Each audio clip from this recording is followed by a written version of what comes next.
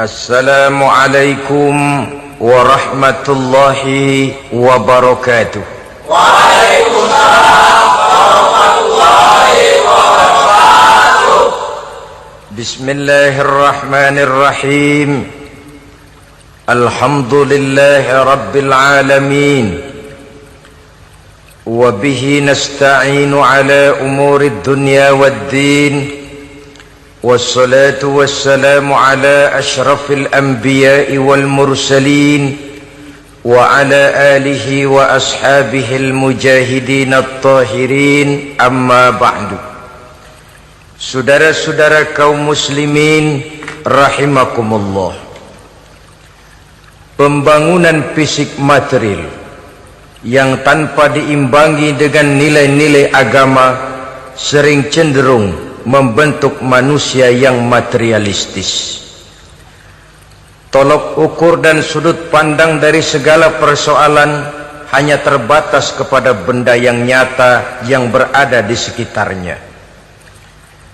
Akibatnya muncullah pola hidup konsumer yang tujuannya tidak lain adalah prestise, harga diri, kebanggaan, dan kemegahan. Maka terjadilah perlombaan di dalam mengejar sesuatu yang bernama materi. Mereka menyangka bahwa itu semua dapat mengekalkan kebahagiaan, dapat menunjang kehidupan yang langgeng. Ada yang berlomba-lomba mengejar-ngejar harta. Seluruh waktu dalam hidupnya habis untuk mengejar harta. Tidak peduli siang atau malam, sore atau pagi. Sujud tidak lagi sempat, Allah dilupakan dengan agama jauh. Ada yang berlomba mengejar-ngejar pangkat, jabatan, dan kedudukan. Tidak peduli menjilat ke atas, menginjak ke bawah, atau menyikut kiri dan kanan.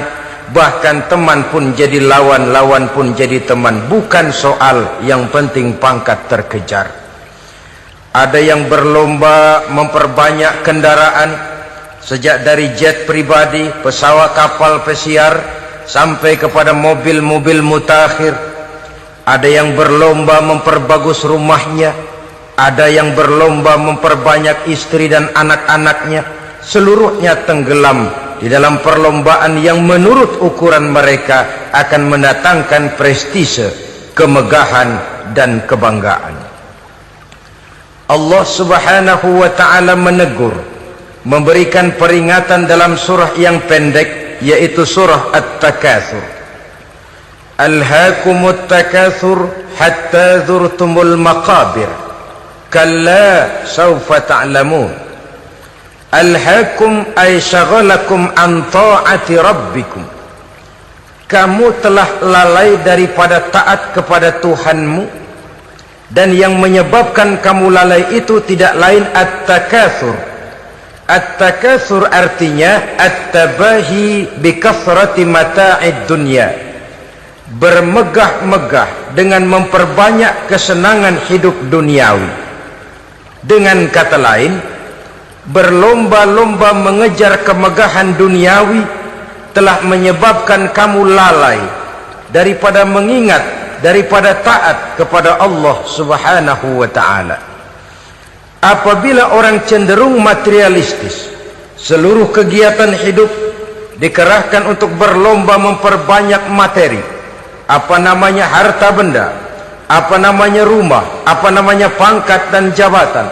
Maka dikala itu seseorang akan sangat mudah lalai daripada taat kepada Allah subhanahu wa ta'ala. Hilanglah kesadaran bahwa sesungguhnya apapun yang kita miliki dalam kehidupan dunia ini tidak lain hanya barang titipan sementara. Kita cari, kita kejar, tapi setelah kita dapatkan, jangan dia dijadikan tujuan. Jadikanlah dia sebagai alat. Apabila harta benda duniawi sudah dijadikan sebagai tujuan daripada kehidupan, maka sesungguhnya kita sudah terseret dalam satu siklus, satu lingkaran setan yang tidak akan pernah berujung. Sebab manusia dalam berhadapan dengan materi duniawi tidak akan pernah mengenal kata cukup, tidak akan pernah mengenal kata puas, dan tidak akan pernah bertemu dengan titik. Selalu koma, selalu kurang, selalu tidak ada cukupnya. Apalagi kalau bicara soal keenakan, kenikmatan, kesenangan, itu cuma sekedar sudut pandang saja. Saudara barangkali kalau menghayal akan berkata, alangkah enaknya jadi menteri, naik mobil empuk ber-AC kemana-mana disambut. Menteri juga barangkali akan berhayal seperti saudara, alangkah enaknya jadi rakyat biasa, bebas duduk angkat kaki di warteg tanpa ada yang mengamankan, tanpa harus terikat oleh protokol-protokolan, tanpa harus diatur ini dan itu. Jadi perbedaan cuma sudut pandang saja. Mungkin tukang bakso melihat tukang cukur itu enak, sebab kepala siapa saja bisa dipegang.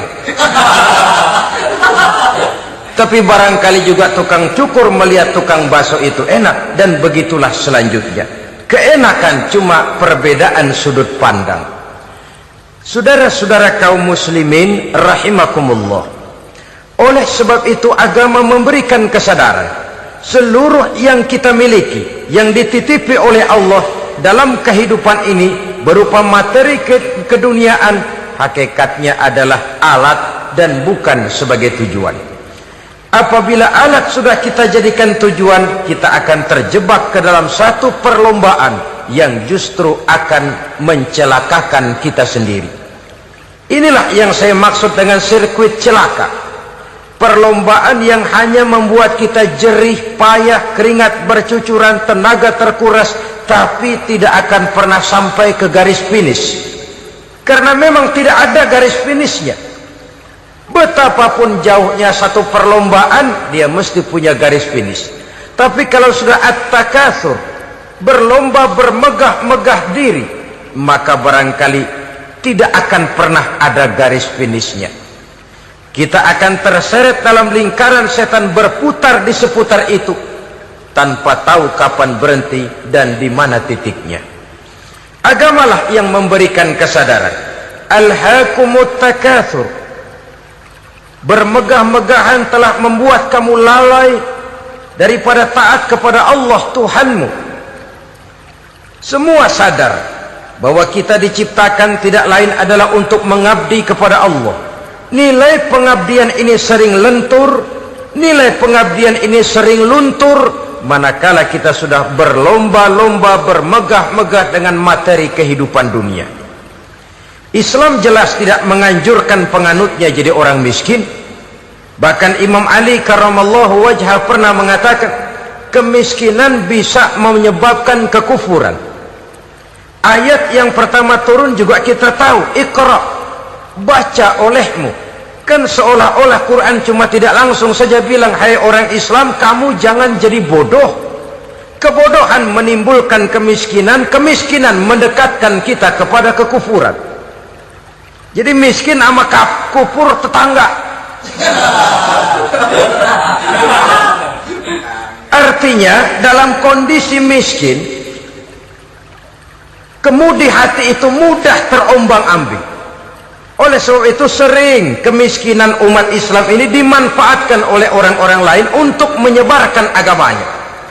Padahal agama adalah soal keyakinan yang tidak mungkin ditunjang dengan supermi, ditunjang dengan beras, pakaian, obat-obatan, beasiswa. Agama adalah soal keyakinan. Keyakinan adalah soal kebenaran, dan kebenaran itu adalah milik bersama. Tujuan diciptakannya manusia tidak lain adalah untuk melaksanakan ibadah. Kalau orang tenggelam dalam perlombaan memperbanyak harta, mempertinggi kedudukan, memperindah segala macam yang sifatnya duniawi, biasanya itu akan membuat dia lalai dari taatnya kepada Allah Azza wa Jalla. Kadang bukan hanya lalai daripada taat, juga sering terjebak kepada maksiat. Karena kalau pola pandang dan tolok ukur sudah benda duniawi semata-mata, sangat tidak mustahil orang lalu terjebak ke dalam prinsip menghalalkan segala cara. Asal sudah tujuan tercapai, cara apapun halal. Akhirat nomor 18. Nah, bukankah memang barangkali kita sejak kecil sudah dilatih untuk materialistis. Umpamanya kita hanya sering dilatih untuk takut kepada yang konkret-konkret saja, takut kepada yang nyata-nyata saja. Seorang ibu kalau menakuti anaknya, aduh nak, kenapa ini kau kerjakan, kalau bapakmu tahu, waduh habis kamu. Ya, kita lihat kalau bapakmu tahu, kalau polisi tahu, kalau hansip tahu, kalau satpam tahu. Tapi jarang seorang ibu menanamkan kepada anak, nak, kenapa ini yang kau lakukan, nak? Bukankah kau tahu Allah lihat, Allah tahu, Allah dengar, Allah, nak? Diajarkan takut kepada yang gaib. Karena kalau takut dia kepada polisi, dia pasti bisa cari tempat lain dong yang polisi kagak lihat. Kalau takut dia kepada satpam, minggir dong ke tempat yang kira-kira satpam nggak lihat. Tapi kalau sudah takut itu terpulang kepada Allah, kepada yang gaib, tidak sejengkal tanah pun yang terhalang dari pengetahuan Allah. Tapi itulah salahnya kita. Sejak kecil anak-anak sudah kita latih untuk takut hanya kepada yang konkret-konkret saja. Akibatnya sampai dia besar melembaga dalam kehidupannya. Dia nyolong, kata temannya, kamu nyolong ya? Iya. Kok nyolong sih? Emang. Kenapa nyolong? Biarin.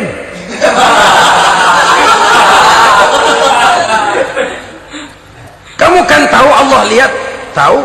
Kenapa nyolong juga? Biarin. Asal orang jangan lihat, kalau Allah mah lihat, dia kagak ribut. Allah nggak ribut katanya. Nah, ini kan satu refleksi yang timbul daripada kenyataan. Jikalau orang hanya dijejali rasa takut kepada yang konkret-konkret saja, kepada yang zahir-zahir saja, yang akan tumbuh lalu mental kucing, sopan, tenang, kalem, ayem, nggelenggem.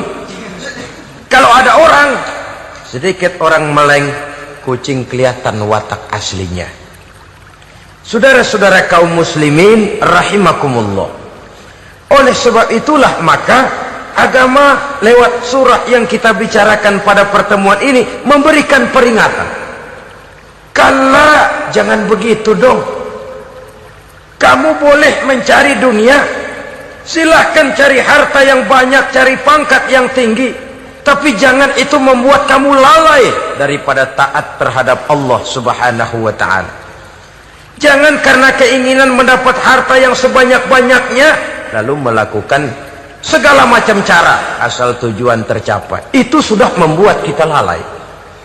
Jangan karena ingin mengejar kedudukan yang tinggi lalu jilat atas injak bawah, nggak mempan jilat, dukun dipakai.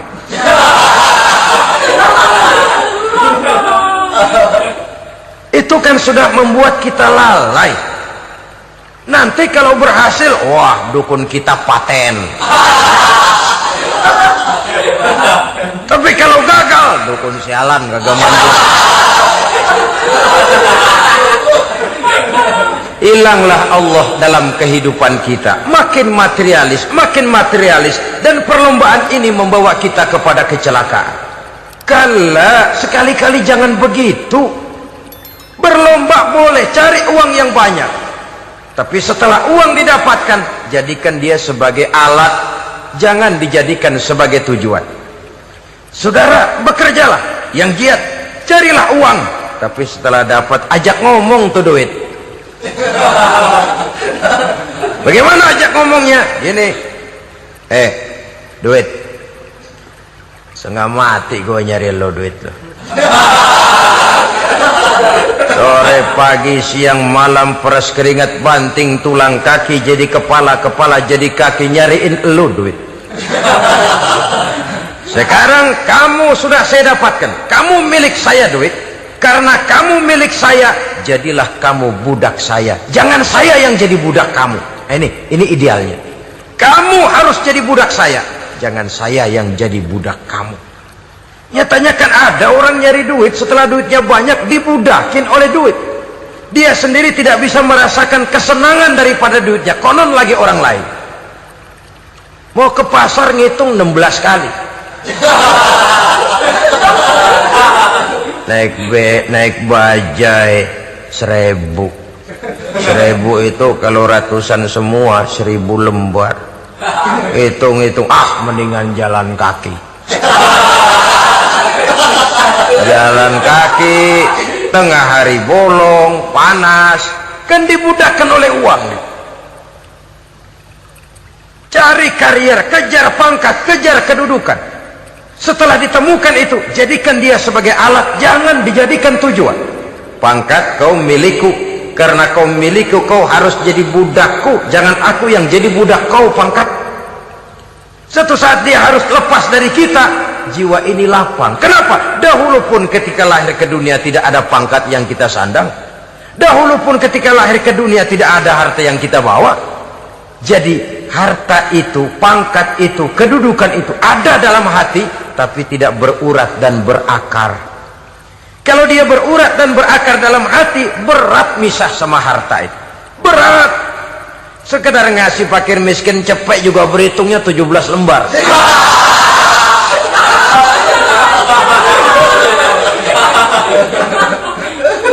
Dengar di kantornya mau ada mutasi, pindah dia dari tempat basah ke tempat kering, baru berita burung udah meriang duluan.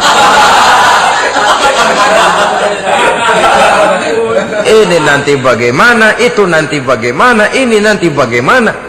Kan tidak jarang orang yang kena apa istilah kerennya zaman sekarang itu, post power syndrome. Post power syndrome ini pernah dianalisa oleh Nabi. Kata beliau, irhamu salasatan minan nas, sayangilah 3 macam manusia.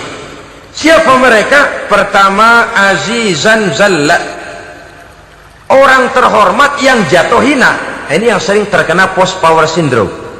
Biasa kemana-mana dikawal, dihormati, datang ke tempat ini protokol siap, ini serba diatur, semua serba beres. Begitu jabatan selesai atau pensiun, habis orang gak indah-indah. Dia lihat orang diemin aja, orang diemin, orang tonton. Ini kalau nggak kuat mentalnya, itu kena post power syndrome. Akibatnya ya bisa jantungan, bisa leper, bisa darah tinggi.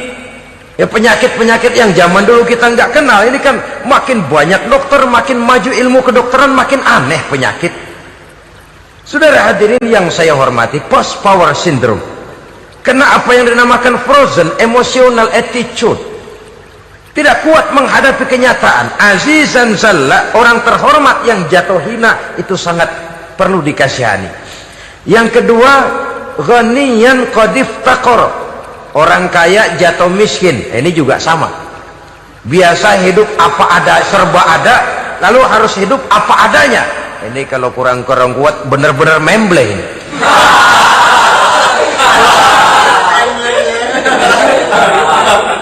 Kalau tidak kuat mentalnya, biasa hidup serba enak, serba nikmat, cuma kerjanya neken cek, main apa itu kredit card, macam-macam fasilitas dipunyai, tahu-tahu jatuh bangkrut, jatuh miskin.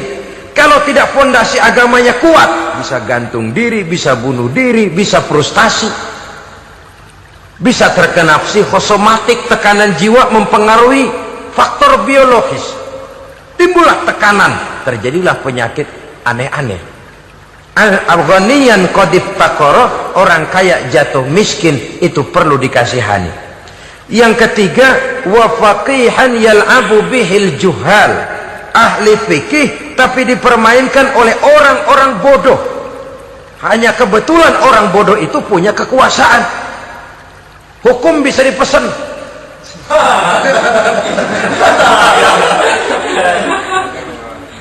Aturannya haram, Ustaz, ada haram dikit aja dah.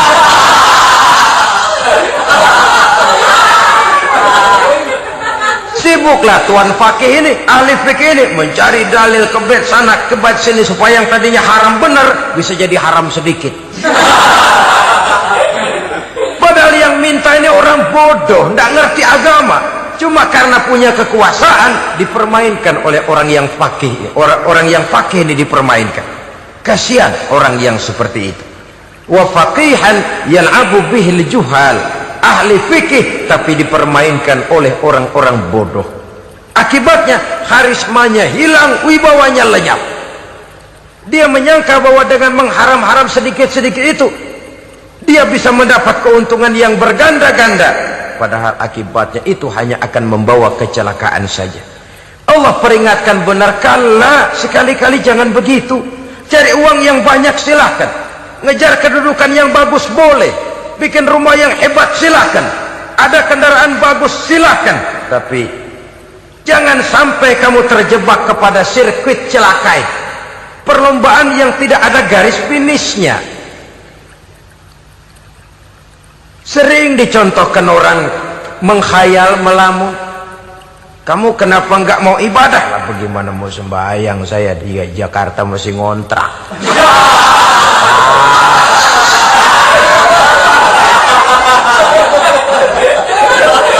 Bingung, tiap akhir tahun kontrakan habis. Kalau punya rumah sendiri walaupun kecil-kecilan, tenanglah saya ibadah. Baiklah, oleh Allah diberikan rezeki bisa bikin rumah walaupun kecil-kecilan. Sudah punya rumah sendiri, belum juga ibadah, apalagi mulur lagi. Habis bagaimana mau sembahyang, rumah kecil banget. Pinggir kali, asal hujan bocor ya.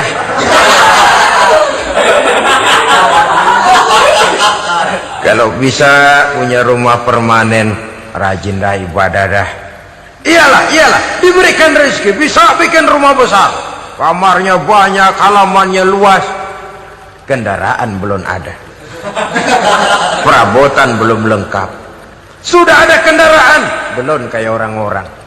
Sudah kayak orang-orang, masih sama dong, kudu di atas. Kapanlah selesainya? Kala, sekali-kali jangan begitu. Jangan kamu mengumpulkan harta bermegah-megah membuat kamu lalai dari taat kepada Tuhanmu. Engkau tinggalkan rukuk dan sujud, engkau jauh dari masjid, engkau kering dari kehidupan beragama. Sebab itulah maka pembangunan fisik material tidak bisa dipisahkan dengan pembangunan mental spiritual. Tidak hanya cuma dalam teori, tapi juga harus dalam praktek.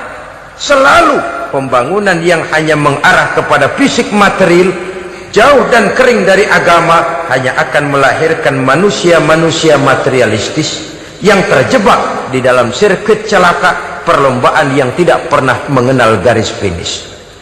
Soal itu agama mengajarkan, orang kaya itu siapa sih? Yang banyak duit? Belum tentu. Yang kebunnya di mana-mana ngebelata? Belum tentu.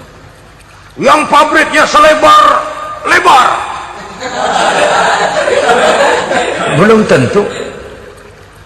Yang punya segala macam peternakan, dari peternakan gajah sampai peternakan kutu?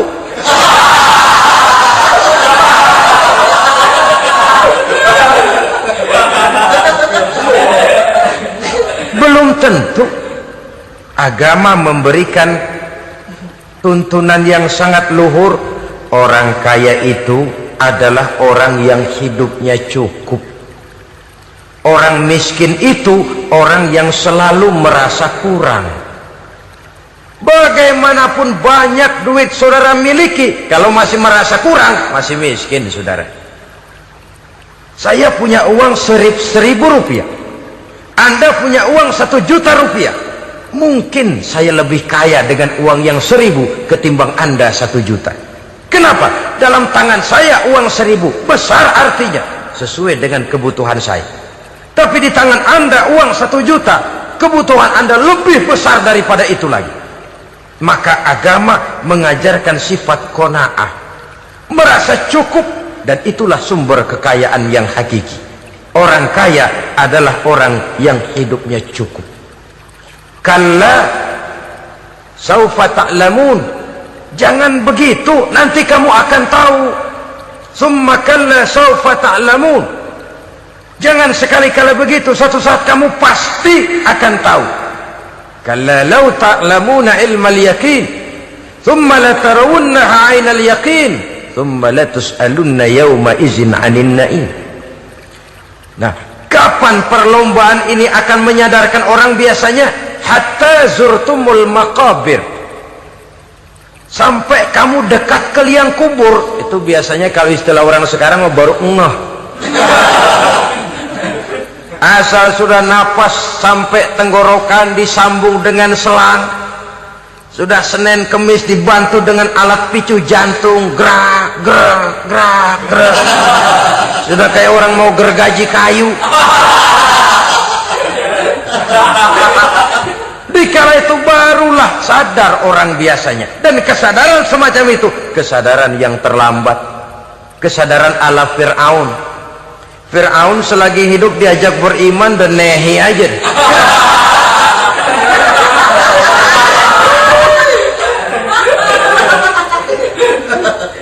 Tapi ketika dia tenggelam di lautan merah bersama seluruh tentaranya, dikala napas hampir terputus, keluar ucapannya, amantu bi Rabbi Musa wa Harun.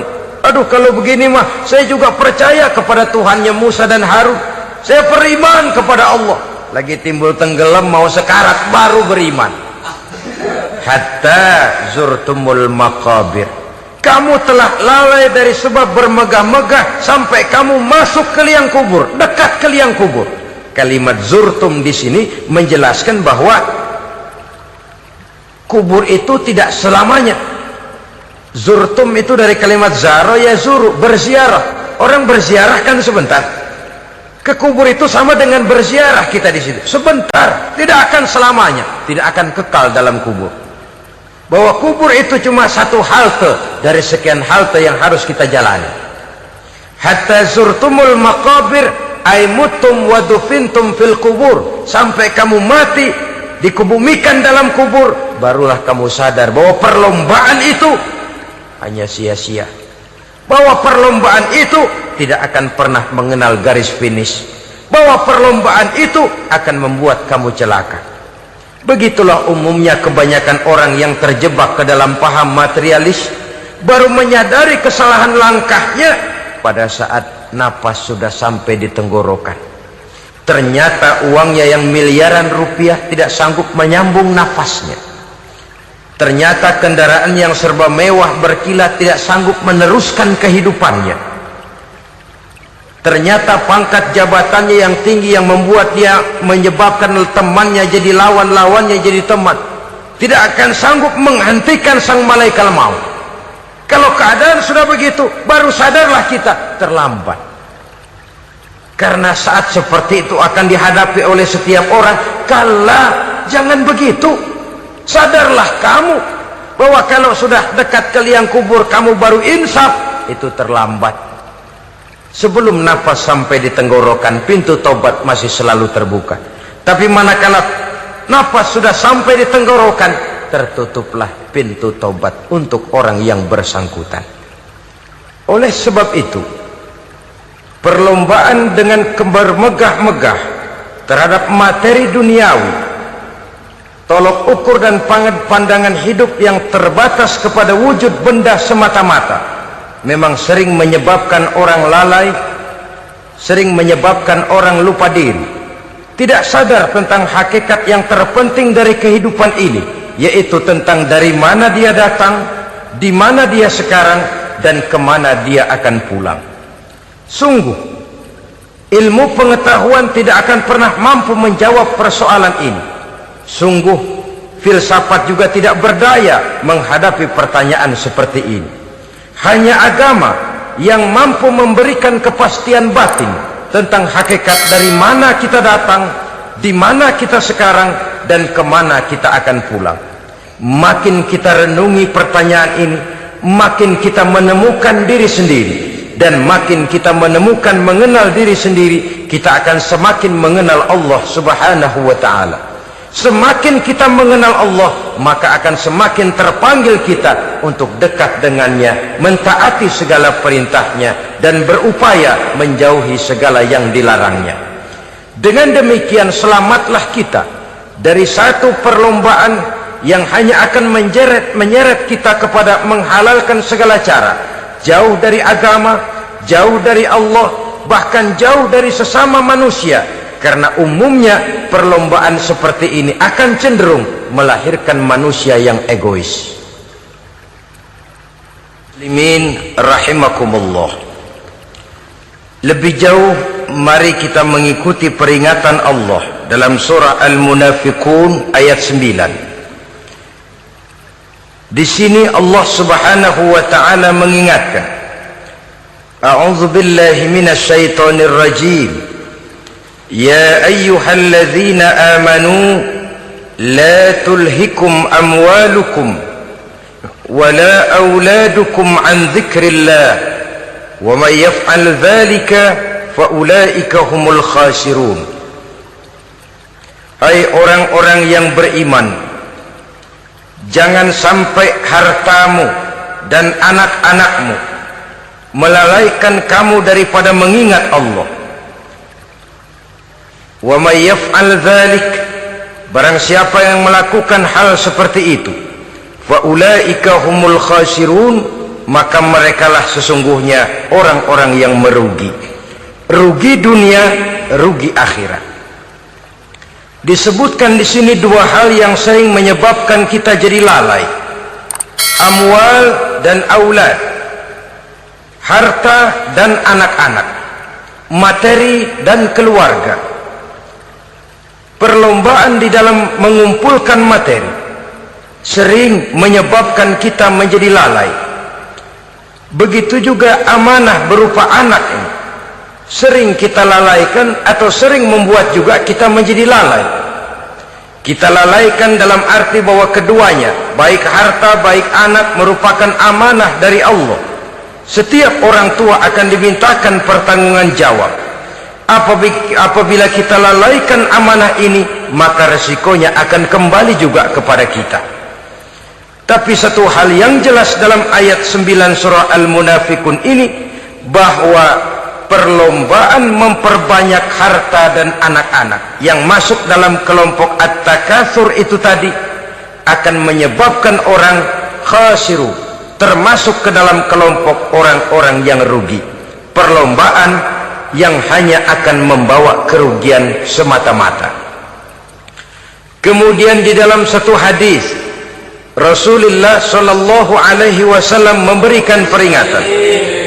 Beliau bersabda, "Iza azzamat ummati dinaran wa dirhaman, nuzi'at minha haibatul Islam, wa iza tasabat ummati saqatat min ainillah, wa iza turikatil amru bil ma'rufi wan nahyu 'anil munkari, hurimat 'alaihim barakatul wahyi." Ada tiga hal yang kalau kita kerjakan akan menimbulkan tiga macam akibat di dalam hadis ini. Pertama, iza azzamat ummati dinaran wa dirhaman. Apabila umatku sudah mengagung-agungkan dinar dan dirham, artinya kalau umatku sudah jatuh menjadi umat yang materialistis, segalanya diukur dari dinar dan dirham. Dinar dan dirham ini kalau bahasa Inggrisnya dokat.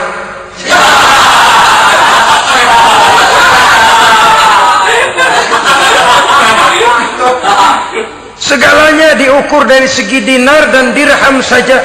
Nuzi'at minha haibatul Islam, akan dicabutlah kehebatan Islam dari mereka. Memang ada kalanya kita berkata bahwa tanpa uang kita tidak bisa berbuat apa-apa. Tapi kalau itu dijadikan landasan dari segala sesuatu, itu yang dijadikan ukuran, itu yang dijadikan tujuan, kita hakikatnya sudah gagal sebelum melangkah. Apapun saja profesi kita, apabila sudah menjadi pendewa dinar dan dirham, akan hilanglah kehebatan Islam, akan dicabut kehebatan Islam itu. Umat Islam bisa dibeli, ulama bisa dikontrak, kiai bisa dicarter.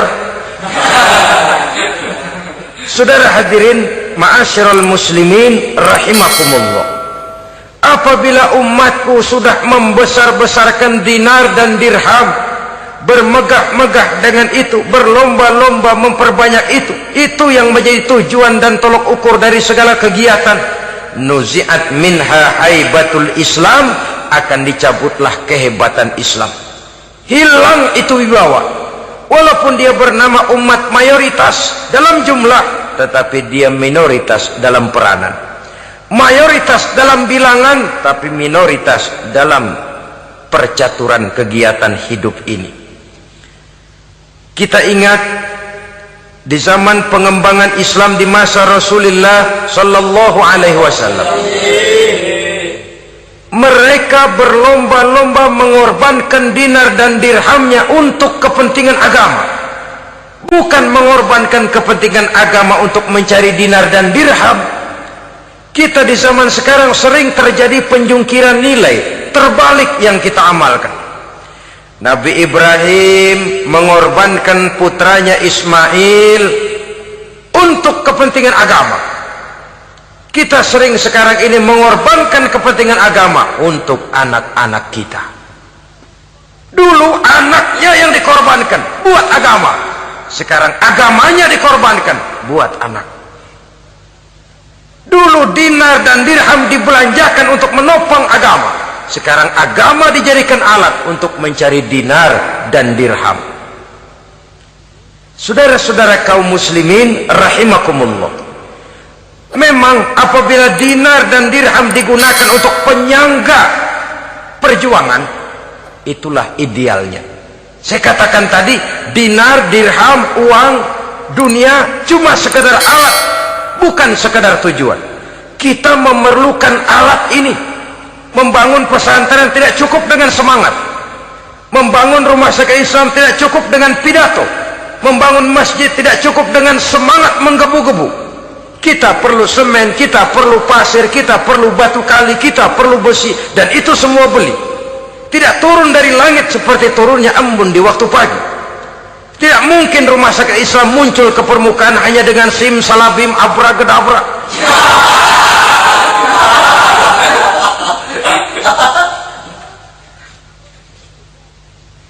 Oleh sebab itu, saya bersyukur kecenderungan belakangan ini pengajian-pengajian akbar di berbagai tempat tidak hanya sebagai ajang untuk menanamkan akidah, membina ukhuwah, tapi juga menjadi sarana di mana kita mengumpulkan dana, menghimpun potensi umat, menginventarisir potensi untuk kepentingan pengembangan daripada agama.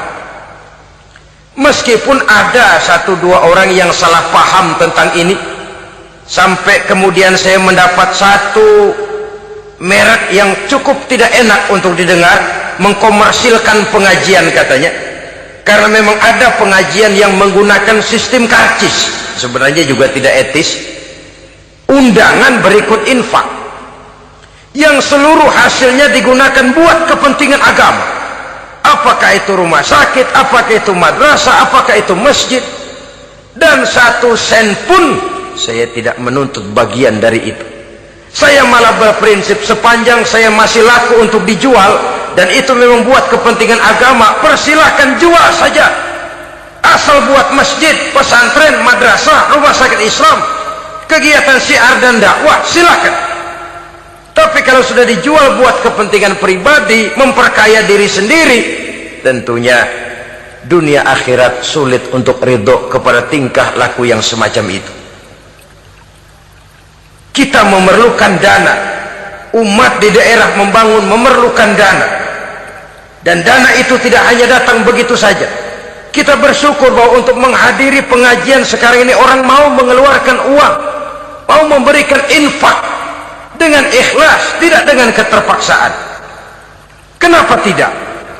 Sehingga ini lalu diinventarisir untuk kepentingan pembangunan agama. Ratusan juta rupiah terkumpul dari pengajian-pengajian rutin ini, pengajian-pengajian akbar ini.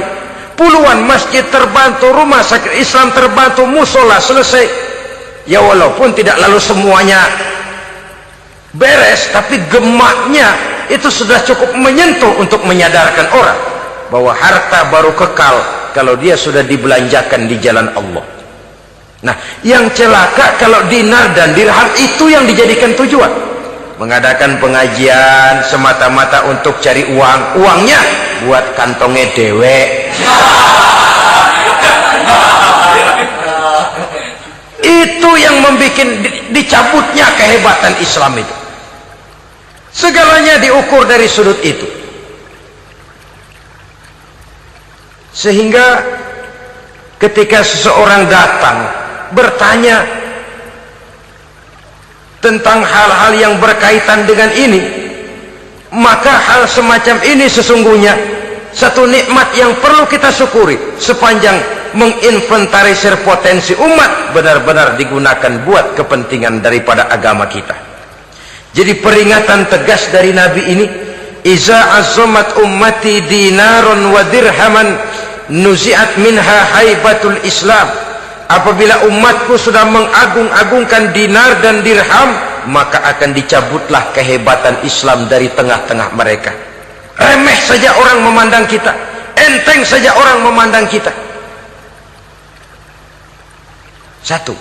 Yang kedua, peringatan Nabi, wa iza tasabat ummati saqatat min ainillah. Apabila umatku sudah saling mencaci maki, apabila umatku sudah saling berbantah-bantahan, saqatat min ainillah, jatuhlah mereka dalam pandangan Allah. Kalau sesama umat ini sudah saling menjelekkan, apakah yang menjelekkan itu lebih bagus dari yang dijelekkan di hadapan Allah? Dua-duanya sama rendahnya. Pribadi saya mungkin puas kalau saya bisa menghantam saudara di depan umum, menjelek-jelekkan nama saudara. Tapi lebih baikkah saya dalam pandangan Allah? Sama rendahnya dengan orang yang saya jelekkan. Itu pun kalau yang dijelekkan benar-benar jelek. Kalau cuma sekedar fitnah, wah, lebih celaka lagi nasib si orang itu tadi. Ini artinya menyadarkan kita bahwa umat ini sudah diikat dengan akidah. Beraneka ragam kita, tapi harus ada kebersamaan.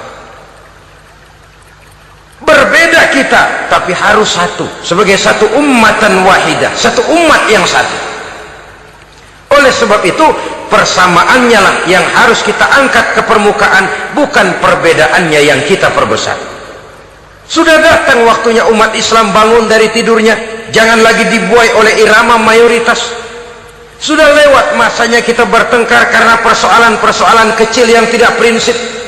Sudah datang waktunya umat Islam bersatu, menyusun saf yang lebih lurus, oleh karena ia dihadapkan kepada tantangan-tantangan yang tidak semakin ringan. Kalau kita bertengkar dengan kita, kalau kita saling mencaci sesama kita, bukankah Yahudi tepuk tangan? Bukankah Nasrani menari-nari? Bukankah pihak ketiga akan menangguk di air keruh? Dan kerugian akan terpulang kepada kita semua. Tapi inilah realita, bahwa yang kita hadapi ini sesungguhnya musuh kita di luar kita, bukan di dalam kita. Apakah itu kemiskinan, kebodohan, maksiat, munkarat, ketidakadilan, kezaliman, kesewenang-wenangan, dan lain sebagainya. Yang musuh jadikan musuh, yang teman mari kita rangkul. Jangan terbalik, teman dimusuhi, musuh malah dirangkul. Maka berpesta poralah musuh-musuh Islam ini. Saudara-saudara kaum muslimin rahimakumullah, Nabi memperingatkan dengan tegas, wa iza tasabat ummati saqatat min ainillah.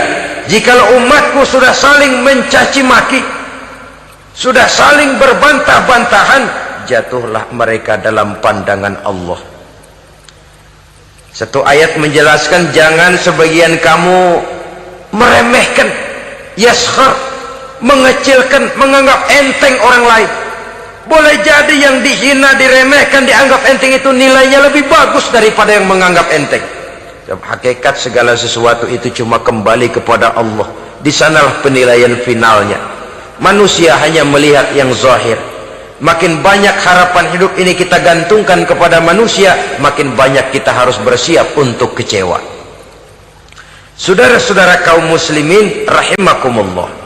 Kemudian yang ketiga peringatan dari baginda Nabi, wa iza turikatil amru bil ma'rufi wan nahyu 'anil munkari hurimat 'alaihim barakatul wahyi.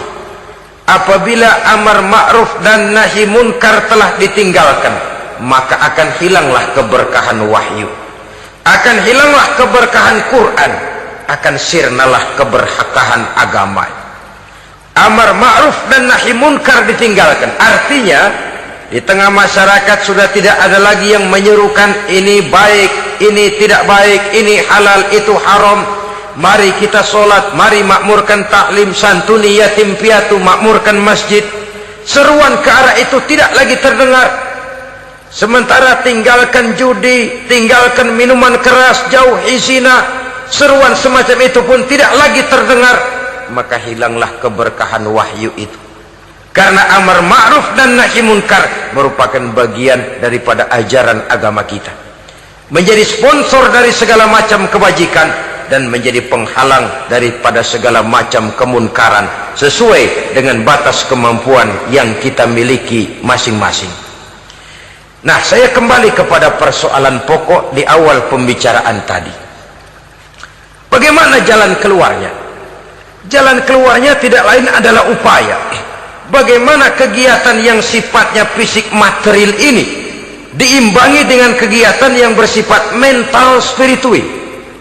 Upaya menghidupkan majelis-majelis taklim, upaya memakmurkan masjid-masjid sebagai laboratorium rohani untuk mewujudkan keseimbangan dalam pola pikir yang akan berlanjut dalam gerak hidup yang kemudian akan tertuang dalam segala perbuatan manusia. Apabila sudah terwujud kepincangan dalam pola pikir, akan pincanglah caranya bertindak dan berbuat, akan pincanglah pandangan hidupnya, akan pincanglah orientasinya di dalam kehidupan ini. Oleh karena itu, Islam dalam berbagai aspek kehidupan mengajarkan sistem keseimbangan. Mencari harta boleh, tapi tidak boleh keluar dalam kerangka fastabiqul khairat. Berlomba-lomba silakan, tapi untuk kebaikan, bukan untuk bermegah-megah, bukan untuk menumbuhkan gengsi, bukan untuk meninggikan prestise dan harga diri, tapi fastabiqul khairat, berlomba-lomba di dalam mengejar kebajikan, di dalam menyebarkan kebaikan. Bukan sekedar berlomba-lomba, tapi tolong menolong, bantu membantu. Ta'awanu 'alal birri wat taqwa wala ta'awanu 'alal ismi wal udwan. Bertolong-tolonganlah kamu di dalam kebaikan dan takwa, jangan bertolong-tolongan di dalam perbuatan dosa dan permusuhan. Kerjasama di dalam kebaikan, kerjasama di dalam ketakwaan. Ada satu contoh yang menarik bahwa umat Islam di dalam ia menjalin kebersamaan itu harus seperti orang main sepak bola. Saudara lihat, orang main sepak bola, kalau pertandingan belum dimulai, silakan kumpul di luar lapangan, atur strategi yang baik. Tapi kalau pertandingan sudah dimulai, turun ke lapangan hijau, jangan kumpul terus. Masa ada sepak bola gotong royong, groyok ke sana, groyok ke sini, ya kalah terus. Harus ada yang jadi penyerang tengah, kan begitu toh sepak bola. Harus ada yang jadi kiri luar, kanan dalam, striker, back, penjaga gawang. Yang penting kerjasama, teamwork, lalu mampu menciptakan operan-operan. Yang jadi back jangan ngiri sama yang jadi penyerang tengah.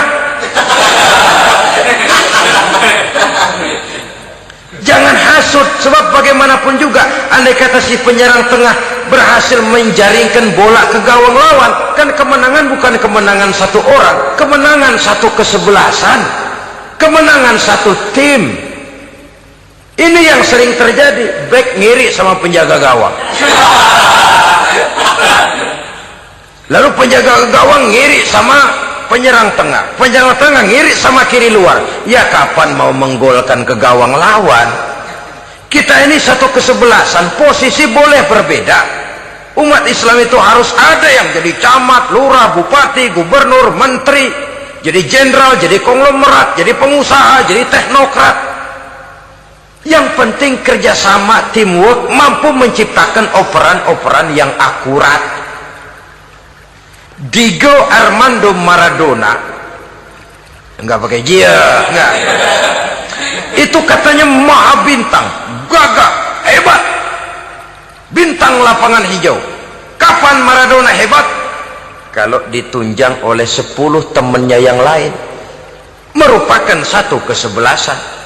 Bagaimanapun hebatnya Diego Armando Maradona, kalau dia sendirian lawan satu kesebelasan, remek.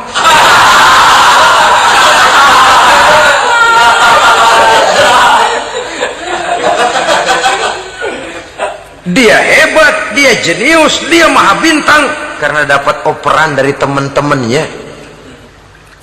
Bukan jegalan, operan.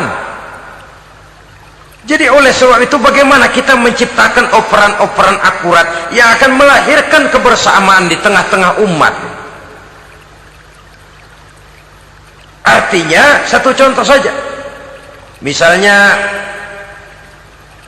seorang pengusaha besar, oleh karena kesibukannya di dunia bisnis, tidak perlu jadi ketua pembangunan musola. Tapi kalau ada musola belum selesai, operan. Operannya itu yang penting. Apa yang dioper itu? Semen, apa batu kali, apa besi? Yang penting operan. Operannya akurat.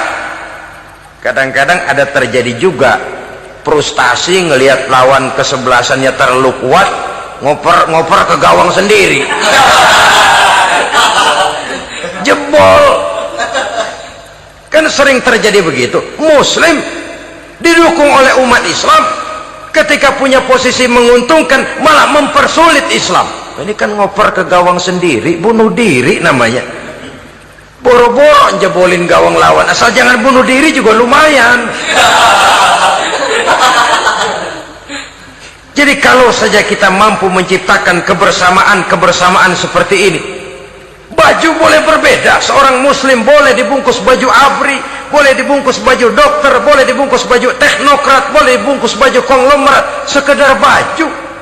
Tapi kalau terbukalah baju itu, kelihatan dadanya, terbersit nilai imannya, meresap sampai ke tulang sumsumnya. Dan pada saat Islam dikuti-kuti, akan timbul kecintaannya, akan timbul, saya muslim dan saya bangga dengan Islam saya. Saya muslim dan saya mau berbuat untuk Islam saya. Saya muslim dan saya siap mati untuk Islam saya. Dengan baju apapun dia terbungkus, kalau roh, jiwa dan semangat semacam ini tertanam, saya yakin kita umat Islam akan mampu berbuat lebih banyak dengan mewujudkan operan-operan akurat yang sangat diharapkan oleh umat itu tadi.